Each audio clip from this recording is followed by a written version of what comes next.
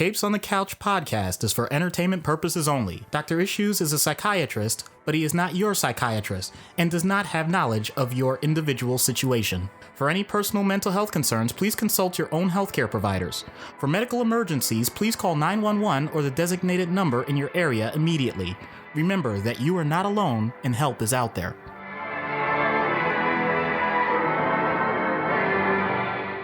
Hello and welcome to Capes on the Couch, where comics get counseling. I'm Anthony Sitko. And I'm Dr. Issues. This is issue number 85. Our present level patron, Ruby, has requested Raphael from the Teenage Mutant Ninja Turtles, a favorite franchise of mine, as I think is the same for Doc as well from our childhoods. Yep. I was always a Donatello fan myself, being the nerd and the science guy, but I respect Raph. Yeah, I respect him too. My favorite, I would say, more Michelangelo, only because I always felt he was the most chill out of all of them. I would have pegged you for a Leo guy. Nah. I mean, see, once we start ranking turtles like this, it makes it sound like whoever you don't pick, you don't like. That's not what I'm getting at. It's just, I respect all of them. Okay, let's just do it. Let's just get this out of the way. Ranking. So for me, it's Michelangelo, Donatello, Leonardo, Raphael. Oh my God, I'm going to get my butt kicked. No, I listen, for me, it's, you're going to laugh then. It's Donnie, Leo, Raph, Mikey. Okay. Not a problem, man. And then way down after, like Baxter Stockman and Usagi Yojimbo and Leatherhead, is Venus de Milo. Nah. But on one of the cartoon iterations my daughter was watching, it was a Usagi Yojimbo episode, and I made her stop flipping through channels, and she's like, "What's the problem?" I said, "It's not a problem. It's a solution." Nice. Yeah. Maybe we'll get to Usagi Yojimbo one of these days. I wouldn't have any complaints about that. So, first off, very big news. We have a brand new mayor level patron, Amy, who comes all the way from the UK. So thank you so much, Amy, for joining the rank of our awesome patrons as we continue to grow our small but dedicated band of faithful fanatics. We still don't have a name for them, though. Like, somebody suggested one a while ago. I think Ruby had an idea or Ariel had a suggestion, but damned if I can remember what it is. But we need a good name for our fan base. But in any case, thank you so much, Amy, for your subscription to our Patreon. We have lots of exclusive content there that you can check out. If you want to be cool like Amy, you can go to patreon.com/capesonthecouch and subscribe. There are still several slots available. Amy did mention that she's calling dibs on any of the president level spots that may open up. She wants to be notified immediately. So nice. I don't know if our presidents are going anywhere anytime soon, though. And we're certainly glad to have everybody available. I've been trying to figure out a way to expand the Patreon a little bit, maybe come up with some additional roles, some additional things, but we'll see what happens. There may be some big stuff coming down the pike for the show. We're not quite at liberty to discuss that just yet, but stay tuned. Stay tuned. We're very excited about some things. Oh yeah. And if they pan out, knock wood, then we're going to be very excited. And of course, I just jinxed myself with by opening my mouth. Side note, and this also segues into the shout out of the week, that Amy discovered us through Jay and Miles Explain the X-Men, which is a hilarious podcast. The title is sort of self-explanatory. Jay and Miles cover X-Men comics, and they go through story arcs, they cover characters, they go through relationships, they break it down, they do deep dives. Like, we sort of skim the surface so we can get to the psychological issues.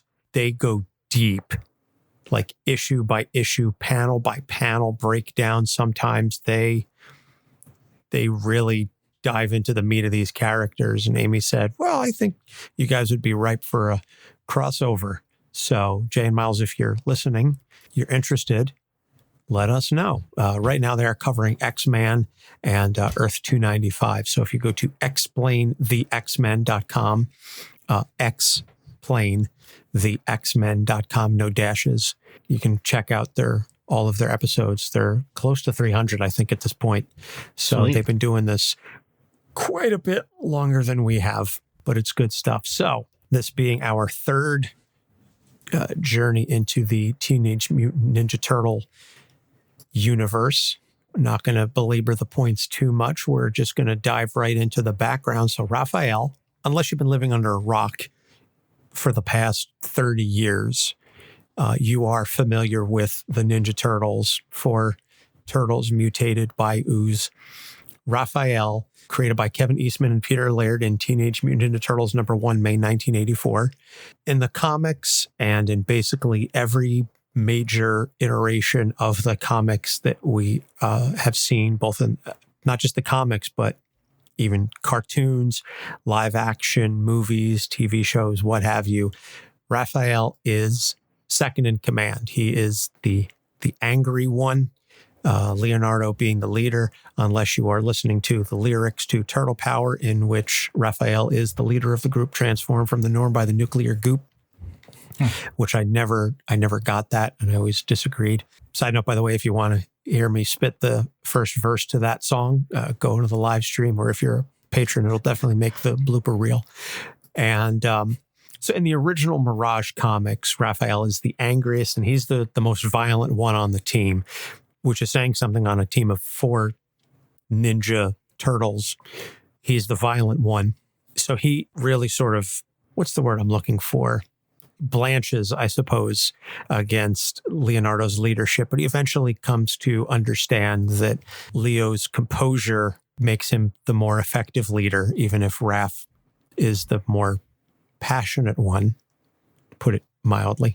So in some of the later Mirage stories, Raphael becomes mutated into a dinosaur-like creature after being attacked by a vampire, because comics. Then in the Image Comics run, he becomes disfigured after he gets blasted in the face, and then he ends up wearing a mask not unlike Casey Jones.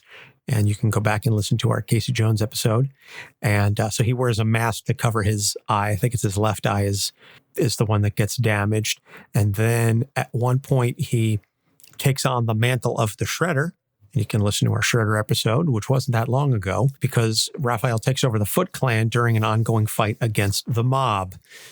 Then in the IDW stories, which is a little bit, they tweak the origin story, which I thought was kind of interesting. After the mutation, he gets separated from his brothers and he's living on the street for a while.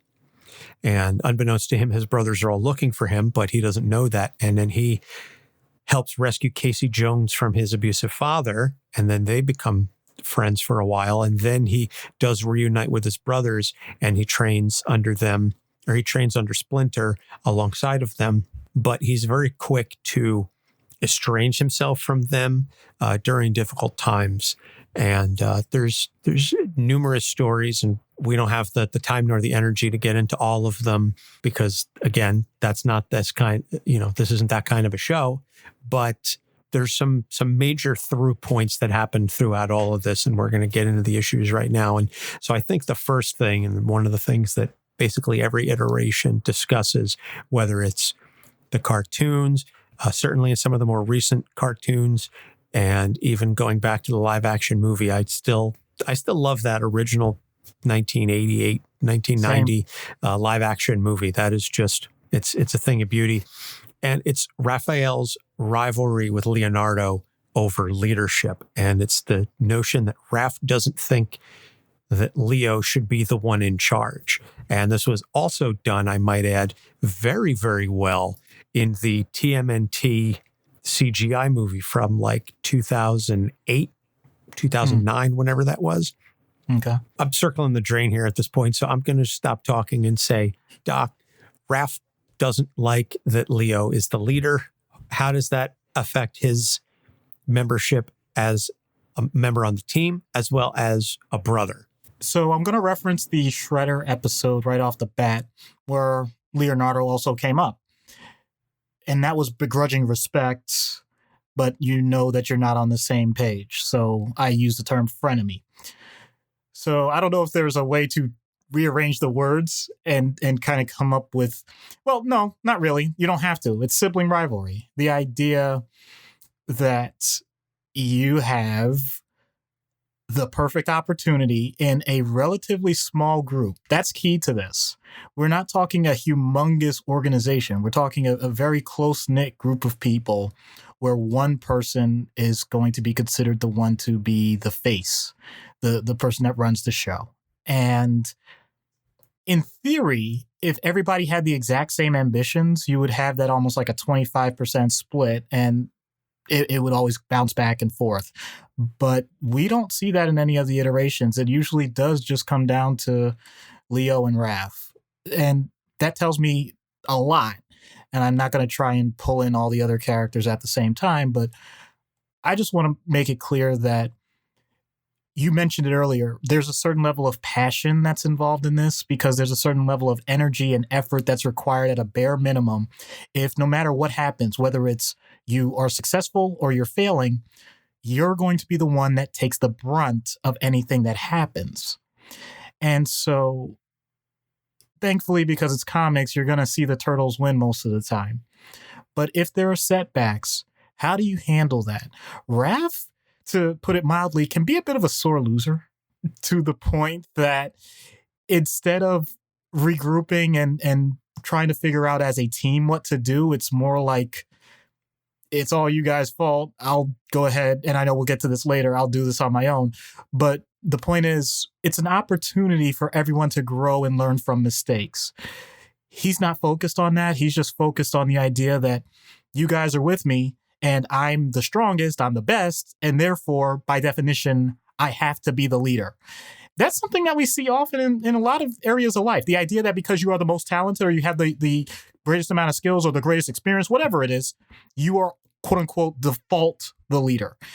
And Leonardo has a much more nuanced approach. Whether he even wanted to be the leader, his point was there is so much more to just the idea of who's the best as opposed to who actually is looking to cooperate with others, who is actually looking to reinforce plans and actually integrate other people so that they become the better version of themselves, who is willing to look at potential downsides to attacks instead of going impulsively. All of those things come into play, and Raphael pretty much wants none of it. His point is his way or the highway, and he doesn't really care about any of the other aspects of it. Thankfully, though, the gap that sometimes Raphael thinks that's there compared to the other turtles isn't nearly as wide as he supposes. So just because he's quote unquote the best fighter, that doesn't mean he is the best by a mile. He's the best of a very elite group. And when you have that, you're going to have people that point out, I can hang with you, and I have other areas that you haven't even explored yet. And the more experience that Raphael gets to see that, he's a person that he needs to see it. You can't talk to him about it. You got to be about it. And Leonardo is able to do that.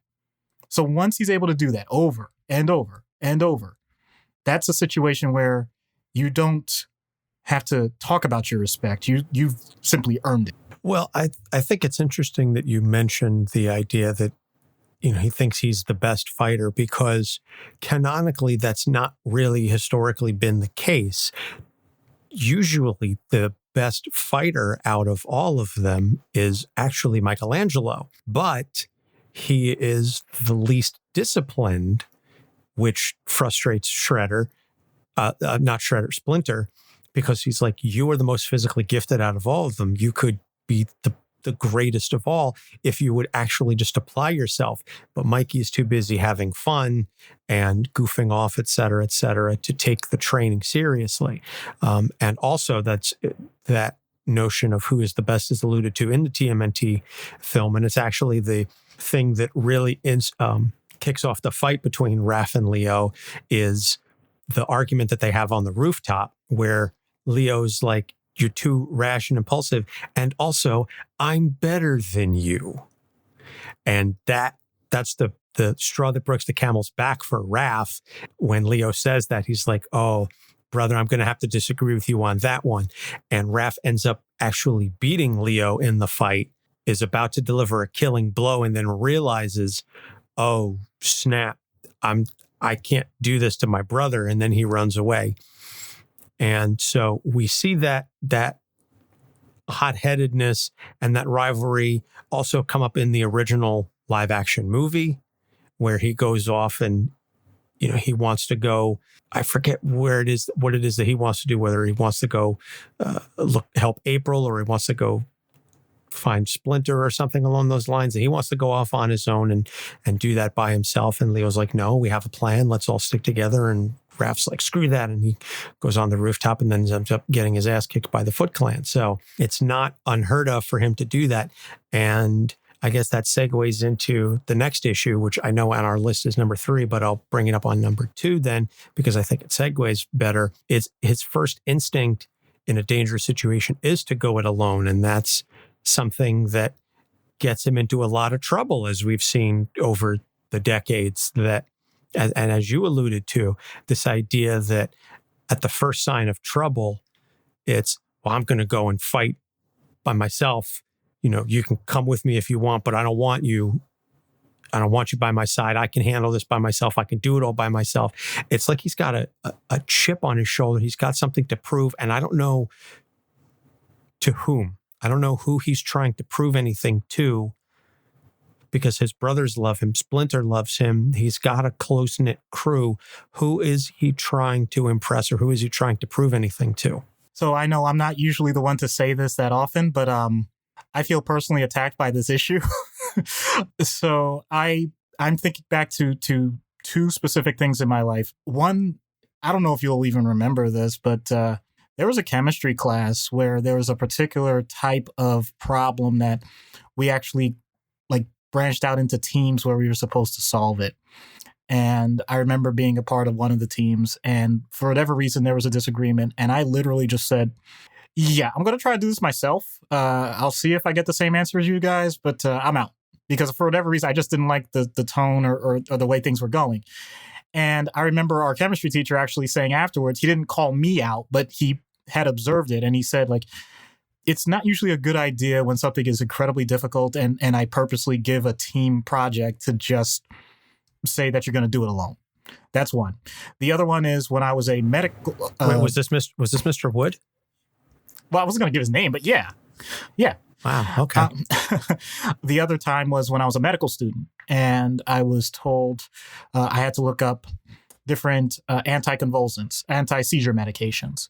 And I was supposed to give a presentation to our attending doctor, and there were residents that were along with us, and we're supposed to all learn from each other and all that stuff. And one of the residents was actually training for neurology, so that would be his area. And it was strongly encouraged that I ask him for help.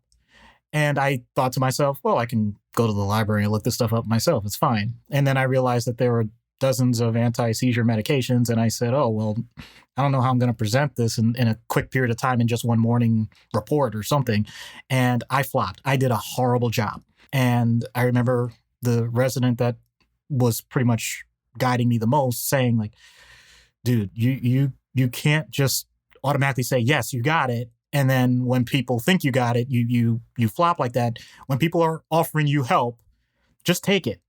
Was that a pride thing? Was it and I didn't have an answer. I don't know why instinctually in certain circumstances I do have that tendency. So when I hear that and I see that and listen to what you're saying, and I've read some of the comics and I certainly have seen just about every iteration of the Turtles, I'm like, that can be painful, because the idea is, for whatever reason, and I'm not going to go into all the Freudian things about, for some people it's quote unquote, they're the only child, or in this case, have a distance from siblings in terms of age, and therefore have an individualistic experience in life. And they want to continue that even in groups of other people. For some reason, the idea that you don't want to end up being, I don't want to say subservient, but you want to be self-reliant. You want to show a certain level of independence in my case, I'll say it's because I don't want to be a burden to anyone. But in Raph's case, it's more that for his own self-esteem, he constantly just needs this self-reassurance that he is the man. Like he really does have everything together. And letting go for just a split second to say that he doesn't, or that the idea that someone else would be able to help, quote unquote, help him, that's a sign of weakness. Can't show that. Just can't do it. Anytime you do that, that means that you're giving up a part of yourself. If you give up a part of yourself, then you're going to end up giving up everything. That sounds irrational, but in the moment, it makes perfect sense. Because when are we seeing this most? We're seeing this usually in situations of extreme emotional stress. And that is a common reaction for some human beings. Once again, I feel personally attacked by this. And so when that happens, it becomes a self-fulfilling prophecy, because now it's not just whether or not you went off alone. If anybody calls you out on it, your point is, well, see, you don't support me. You don't believe in me. You don't trust me. So now I got to put more effort into showing you that I can do this by myself. So it just starts to feed upon itself. It can. It doesn't have to, but it often does. And it just creates this spiral, sometimes of isolation even, for anybody. That's, in the long run, not healthy. Huh. I learned a little bit about you just now. A little bit more. A little bit more. Even after 25 years of friendship, you still find ways to surprise me. And yet, no. Like, it's one of those things where I guess I didn't know the depth to which it was. I had some inklings about some things, but very interesting. Yeah, I guess in that tight-knit group, it's hard for him because I guess maybe he's trying to find his own identity within the group. That's what he's trying to do. He's trying to prove that, he's the strong one, or he wants to carve out a separate identity in conjunction with the group dynamic, especially given that, as you said, it is such a small, tight-knit group. It's not a large organization. There's 4 of them. So it would be very easy to pigeonhole him into something, and I think that upsets him. So very, very interesting observation. So the last issue that I want to bring up is, historically, we see he's got somewhat of a slightly contentious friendship with Casey Jones. They're friends, and there's a bond there, but there's also some, I don't want to say a rivalry, but there's this notion that almost like a competition of who can kick the most ass, and in different ways. And it's led to some fights between them. And I thought that was another area that was done very well in the original live action movie, as we got to see the 2 of them sparring. Jose Canseco bat? Tell me you didn't pay for this. Yeah. Cricket. Nobody understands cricket. You got to know what a crumpet is to understand cricket. I could go on and on quoting that movie. But talk a little bit about that, because we've already done Casey. Right. So I think it would be good to sort of show the flip side to that relationship. Yeah, absolutely. So when you talk about the idea that you got 2 guys that really revel in kicking butt, like you said, they have that as a common bond. So you don't have to dig deep to recognize when people connect on a visceral level, then you don't need nearly as much talk. And all the talk that's done is filler for the most part. It's flavor text, to put it another way.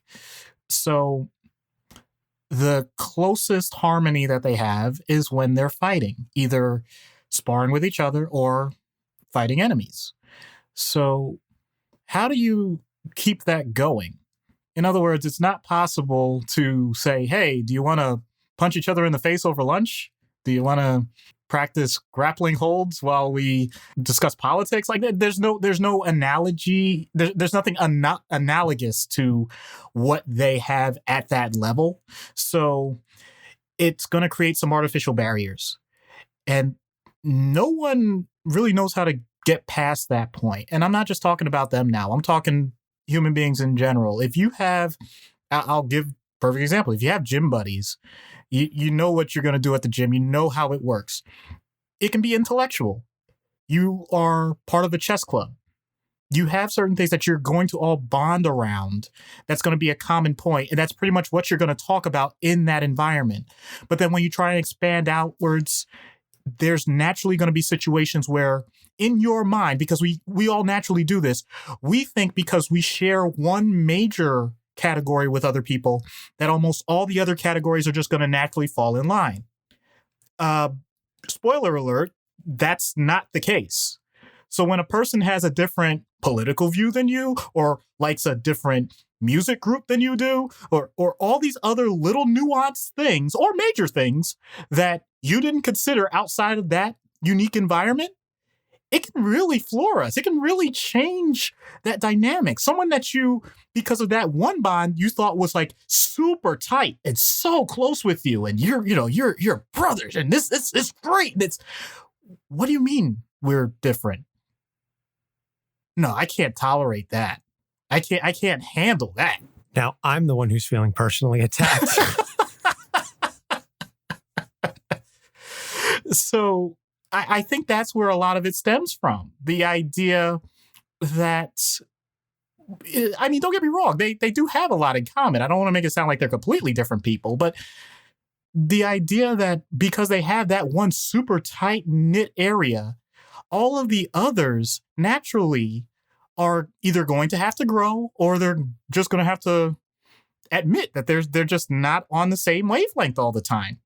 So unfortunately, how do you usually handle conflicts? They're not the ones that usually, quote unquote, talk it out. So when you have one language that you speak and it's very physical, you're going to go back to what you know. So that is always going to create that level of tension. And once again, I know I'm talking about them because they're fighters and all that, but I mean, that once again, that could be anything.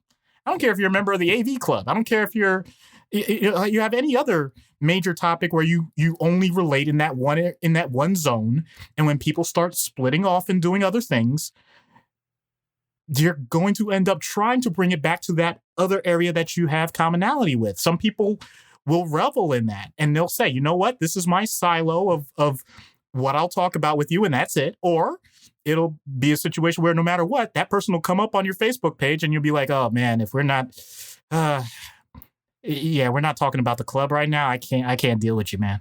So that's the best thing I can come up with, just so that everybody can relate to it. Because it's kind of hard when you're talking about, kind of a, aggressive sociopath with a lot of weapons in sports, and another guy that's a trained ninja warrior that also happens to be a turtle. Yeah, I think it can be difficult sometimes to find something analogous, but I do think that idea of that because you have one common interest, that all of your other interests will similarly align.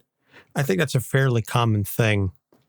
And I think we all collectively fall victim to that at some point or another, that we think that, oh, this person we get along with so well here in this sphere, but therefore that bond is going to spread elsewhere. And like I said, that's why I feel personally attacked, because goodness knows that's happened to me on a number of occasions, that because I get along really well with somebody here and then come to find out that we are diametrically opposed politically, and or another facet of life. And then how do you compartmentalize your relationship? Can you compartmentalize your relationship? Is that something? Not everybody can do that. Some folks can. I struggle with it, to put it mildly. I either love all of you or I dislike all of you. It's very hard for me to like pieces of people in certain circumstances. And so it's, especially as I've gotten older, it's caused me to rethink some of the relationships and the friendships in my life because of that.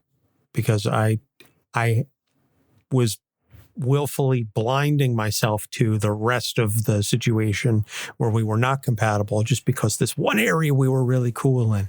And then but is it worth it? That's the question I think we all have to ask ourselves when we're dealing with those types of scenarios in our own personal life is it worth it? Are you willing to put up with the other areas of your life that you don't agree, where you're incompatible because of the strength of this one area where you are? And again, that's a personal choice. Certainly not for me to make that call for anybody else to say you should or shouldn't continue to associate with whomever. But that can be difficult. And especially if you realize that you can't, that can be painful emotionally, and hopefully only emotionally, hopefully not physically. But I mean, it potentially can be. That can really mess you up. And I guess Raph and Casey, being who they are, they're never really going to talk about that. So it's not going to come up in conversation. As long as they're kicking ass together, it's all good. Nothing else matters at that point. We don't have the luxury. The overwhelming majority of us, I would say, don't have that luxury of saying, listen, we're in this to, we're only in this to survive.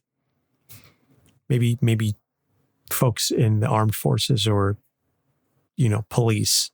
That's all that matters. As long as you've got my back and I've got yours, I don't care anything else. So I think that would be something analogous, perhaps, as soldiers in a squadron or battalion or police officers. Well, I think this is as good a spot as any for us to take a short break. We'll throw in a couple of plugs. When we come back, we'll get into treatment. Stay tuned.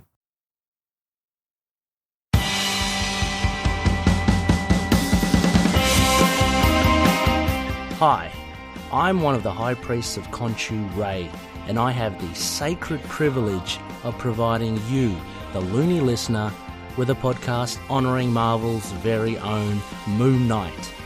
So join me and a host of others at Into the Night, a Moon Knight podcast. Follow us on Facebook, Twitter and Instagram, or support the show by becoming a Patreon member. Into the Night, a Moon Knight podcast. It's time to get your Khonshu on.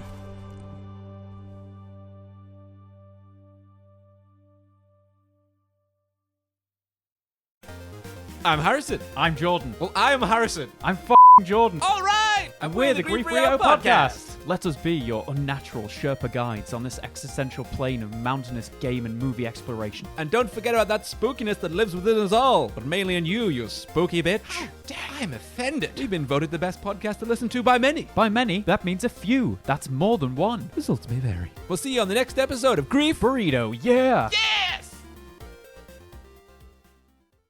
Hey, this is Cullen Bunn, and you're listening to Capes on the Couch. Welcome back. So, in-universe treatment. Oof. Would you bring in Casey? I'm going like the most dangerous situation here. I know we're not dealing with substances, and I know that's what people usually think of with what I'm about to say. He's going to have an intervention. It's not just Casey. It's April. It's the rest of the turtles. It's Splinter. It's all hands on deck, because there is, of course, the risk that he walks out. But the idea that whatever you want to talk about, if it's his anger, if it's his interactions, whatever, having everybody on the same page, that unanimity would, I think, help the situation, because I don't think he wants to back down from a fight. It's just, this is a different kind of fight for him. And he doesn't know the tools. He doesn't know where to go in with that type of circumstance. And I definitely would want Splinter there, because I think that would be the one voice that he might be able to understand that maybe there's a different technique. And I know he would probably just immediately think fighting, but like, no, different technique. What can you do with some of this stuff going on? I'm not there as the therapist. I'm there as the mediator, as the moderator of what more than likely would be a very intense discussion. And it doesn't all have to get hashed out in one session or whatever, but I think the level of intensity of because sometimes when people, as we said, he has kind of a chip on his shoulder, he goes alone. If it's just one person saying it, that can be rationalized away. It's just that issue. That one person, I can live my life just not dealing with that person. So be it. If it's everyone that you, and more importantly, the people that you consider to be allies and are close to you, and to a person, they're pointing out that there's something you need to address. Someone like him, that's a brick wall that he needs to punch through. And I think he would rise to that challenge, as long as he viewed it as a challenge. If you create it as something that he looks at as a goal that needs to be, or a hurdle that needs to be jumped over, I think he would do it. If it's more along the lines of, this is something that's so foreign to you that you'll never get it, or they're talking past him or trying to make him sound dumb, then it falls flat. But that's why I'm the mediator there. I would try and make sure the conversation went in the proper direction. Well, yeah, he's definitely going to shut down if you try. Certainly, he's going to rationalize it if it's just one, and he's going to shut down if you talk down to him, because you're just going to feed into that anger and the notion that I'm going to do this alone. But I think he does have a breaking point where he realizes, even just again, canonically and historically speaking, that he understands that there's only so much that he can do by himself. And so I think, again, this would require a coordination with everyone before the intervention. But if you get everybody on the same page, you may be able to do that. Interesting. I wasn't entirely surprised when you said intervention, and I didn't think substance abuse or what have you. So, but that's just me. So out of universe then, I think then what we were talking about before the break would potentially be analogous to a soldier, or a police officer, or somebody with anger management issues who has trouble, who chafes under leadership, and who feels the need to sometimes say, screw it, I'm going to do this by myself. How do you address that while getting them to remain efficient and effective at what it is that they do, but with a cooler head? Well, first I say you're a loose cannon, and then you need to turn in your badge. I'm kidding. I'm kidding. That's one of the oldest tropes ever. No, really, I want to make sure the person feels heard. Often that type of anger may come from a place where, either through their experience or their knowledge, they think that they're being downgraded or ignored, and that can lead to the anger. If it's a matter of just doing that can do wonders. Once we're past that point, and usually it's pretty quick, it becomes a matter of the person's goals. Are they actually looking to get a promotion? Are they looking to be higher ranked in the force? In that case, my motivation and discussion with them is, well, what did they say are the criteria? See, and that's the thing. I have to make sure the focus is external in that sense. Not saying what's wrong with you and what do you need to fix about yourself. It's what is it that you need to accomplish so that you get your goal. That's if it's going that route. If it's more, I don't give a damn about any ranks, or I don't care about promotion. I just want to be me.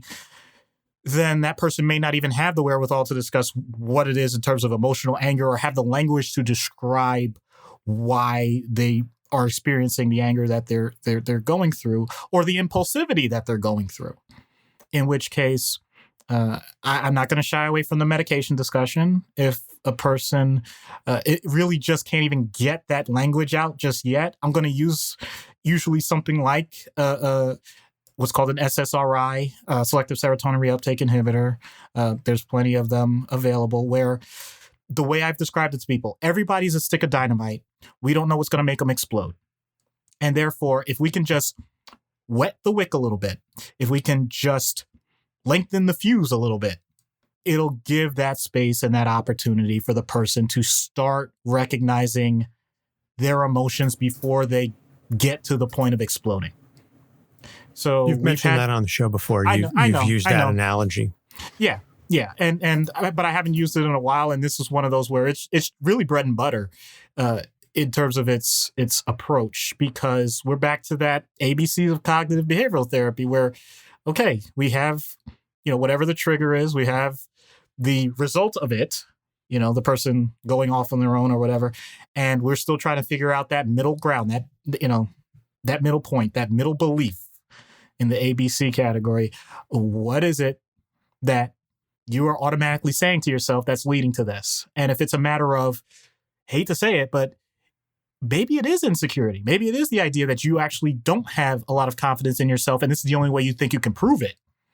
In which case, well, then it's my job to reinforce your positive self-worth. If it's more along the lines of the world is an unjust place and I just don't agree with it, then it's not my job to show the justice of the world. My job is to point out that even in an unjust world, that doesn't mean that there can't be periods of justice that you can influence in a more positive way than just saying screw it all. It doesn't have to be that extreme. So there's some variability in terms of what the person's beliefs are. So in those circumstances, this is one of those situations where if we're talking about someone that's on the force still active, I also need to assess just how bad those reactions are. Are we talking? Oh man, are we talking about excessive force? Are we talking about just simply blowing up at your colleagues? What level are we talking about here? Because I also have to look at if the person can still be active duty. So from that standpoint, that's a very touchy subject too. So I have to monitor that. Person may need a leave. May need to have some time off. And it blurs the line because on one hand you have confidentiality, on the other hand you have public safety.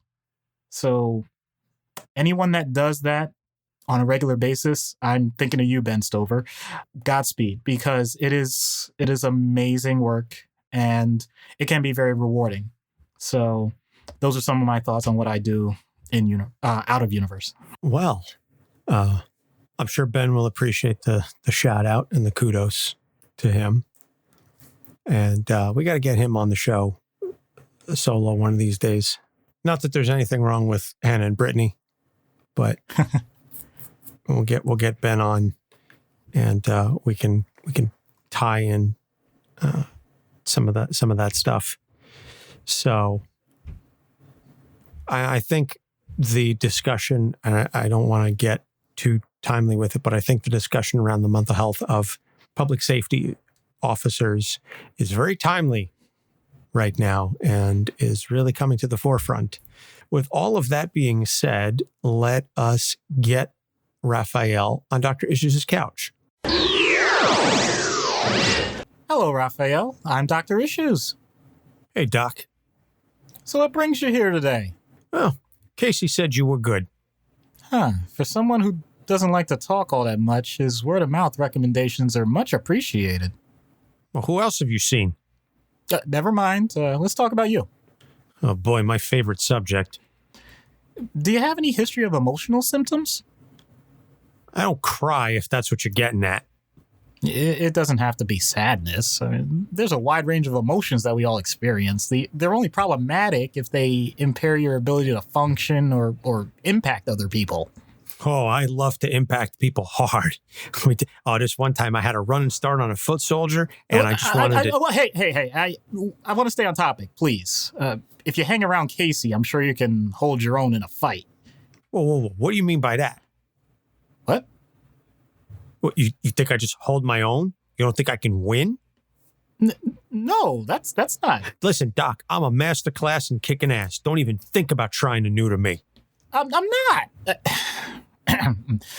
Look, wow, you sure are protective of your status. I wouldn't dream of questioning your abilities, but let's get back to that question about emotions.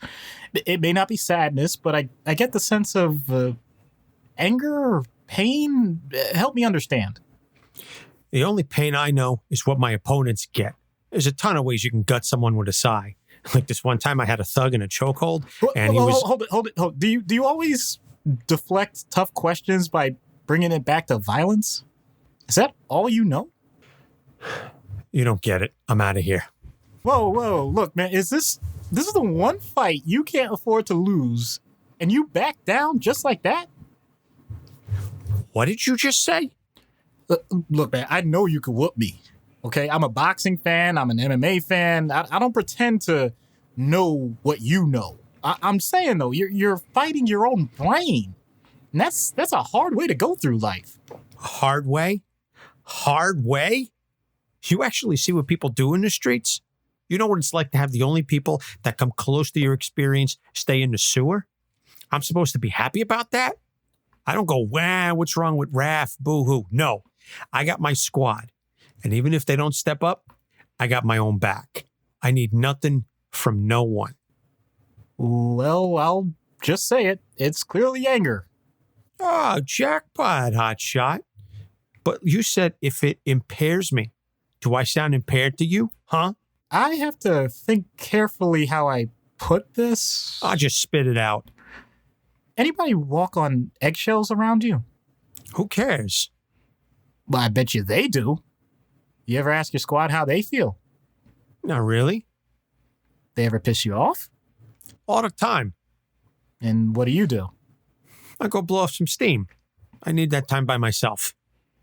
They ever go after you? If they need me, but they know better than to test me when I'm dead. Why am I even telling you this? It's just a thing that people do around me. Does anyone ever tell you that you're appreciated?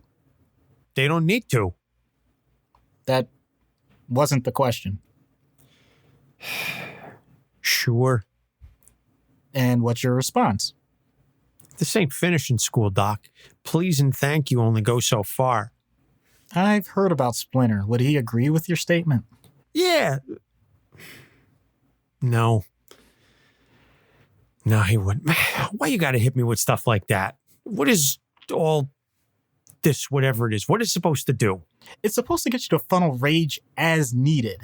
Instead of burning out like a streaking comet, you'll be a long-lasting star shining in the night sky. Actually, comets are fairly eternal themselves. You know, Donnie told me once that most celestial bodies have been around longer than living organisms. Whoa, so there is some brains behind that brawn. Who said there wasn't?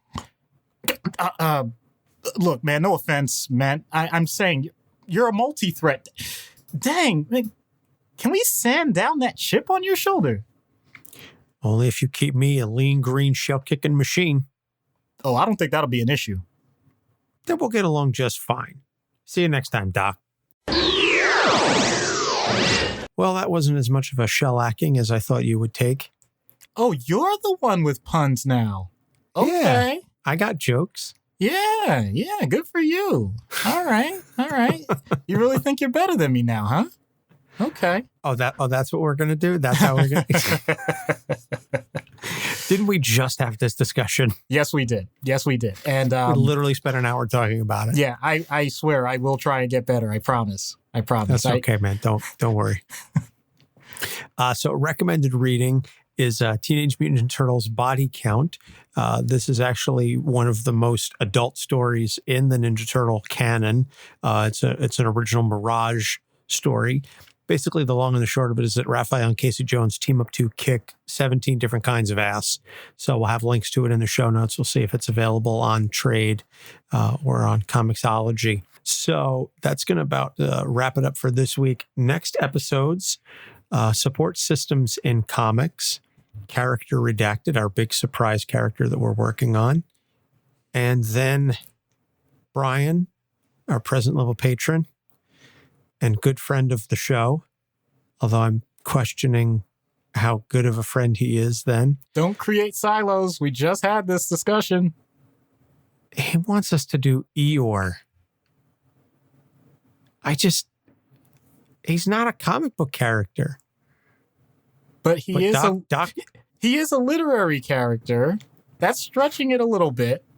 But I'm saying, just as a character, I love it. Oh, bother. So we'll do Eeyore for you, Brian. So As we said at the top of the show, we've got a Patreon. Again, thank you to our brand new patron, Amy. We're right chuffed to have a new patron, especially one from across the pond. So you can go to patreon.com/capes on the couch and you can subscribe for $1, $3, or $5 and get some additional content, some cool swag. You can also go to our TeePublic site if you would like to get some additional merchandise. We've got our logo as well as our Why Because comics. And if you go to teepublic.com and do a search for Capes on the Couch today, on the 24th, the day this episode is released, on the 24th through the 26th, our store is up to 35% off, $13 tees, $30 hoodies, $20 phone cases, and more. So you can go to teepublic.com/user/Capes on the Couch. We'll have links in the show notes as well to our merch site. And hopefully one of these days we'll overhaul the website and we can just say like, hey, go to capesonthecouch.live/merch. And there it is. But we're not there yet. I don't have the time for WordPress.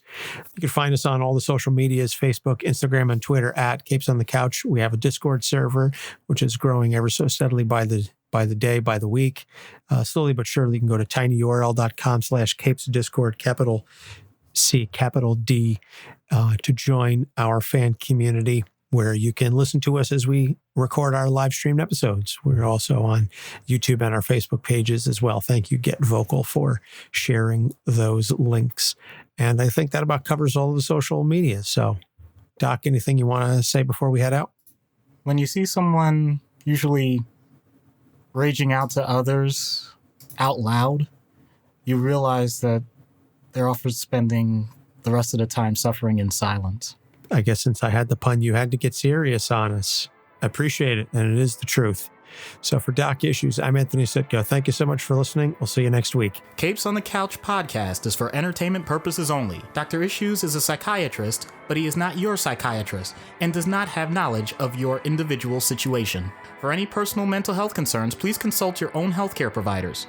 For medical emergencies, please call 911 or the designated number in your area immediately. Remember that you are not alone and help is out there.